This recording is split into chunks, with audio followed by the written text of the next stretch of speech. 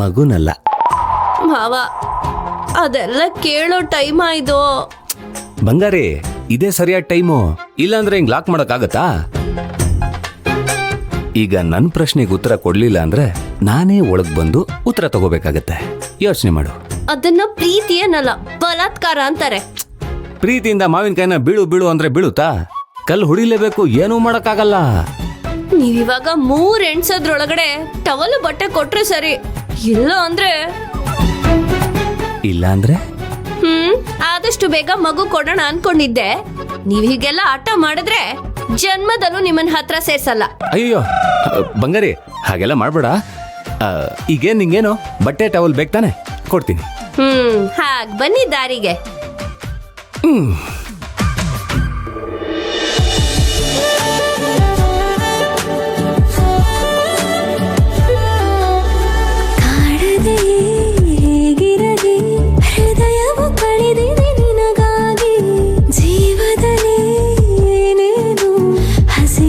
ಕನಸಿವೆ ನವಿರಾಗಿ ತೀರದಲ್ಲಿ ಮೈ ಮರೆತೆ ಸೆಳೆಯುವ ಅಲೆಯಲ್ಲಿ ಸಿಹಿಯಾಗಿ ನೂಕುತ್ತಿದೆ ತಂಗಾಳಿ ಬಯಕೆಯ ಬಲೆಯಲ್ಲಿ ಬಿಳಿಯಾಗಿ.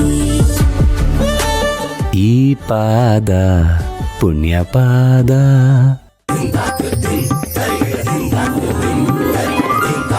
ಏನು ಮುಟ್ಬೇಕು ಅನಿಸ್ತಿದ್ಯಾ? ಮುಟ್ಟಬೇಕು ಅಂತಲ್ಲ, ಮುತ್ತಿಡಬೇಕು ಅಂತ ಅನ್ನಿಸ್ತಾ ಇದೆ. ಮತ್ ಕೊಡಿ. ಅನುಮತಿ ಸಿಕ್ಕಾಯ್ತು, ಜಮಾಯಿಸ್ಬಿಡೋದೆ.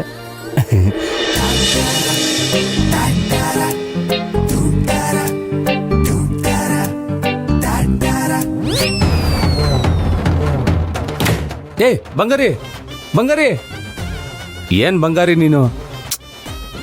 ಸಾರಿ ಮಾವ, ಸಾರಿ ಸಾರಿ ಸಾರಿ ಸಾರಿ. ಆ ಭಗವಂತ ಹೆಣ್ಣಿನ ಧ್ವನಿ ಅದು ಏನ್ ಮಾಯ ಇಟ್ಟಿದಾನೋ, ಕೇಳ್ತಿದ್ದಂಗೆ ಮನ್ಸು ಕರ್ಗೋಗ್ಬಿಡುತ್ತೆ. ಮುಂದಿನ ಜನ್ಮ ಅಂತಿದ್ರೆ ನನ್ನ ಹೆಣ್ಣ ಗುಡ್ಸಿ ಇವಳನ್ನ ಗಂಡ ಗುಡ್ಸಿ ನಮ್ಮಿಬ್ರನ್ನ ಒಂದು ಮಾಡು ದೇವ್ರೆ. ಆಗ ಇವಳನ್ನ ಸರಿಯಾಗಿ ಆಟ ಆಡಿಸ್ತೀನಿ. ಚಾನ್ಸೇ ಇಲ್ಲ. 7 ಜನ್ಮಕ್ಕೂ ನಾನೇ ನಿಮ್ ಹೆಂಡತಿ, ನೀವೇ ನನ್ ಗಂಡ. ಮಗು ಹೆತ್ಕೊಡೋದಕ್ಕೂ ಆಟ ಆಡಿಸ್ತಾಳೆ, ಮುಂದಿನ ಜನ್ಮದ ಕನ್ಸು ಕಾಣಿದ್ರೂ ಆಟ ಆಡಿಸ್ತಾಳೆ.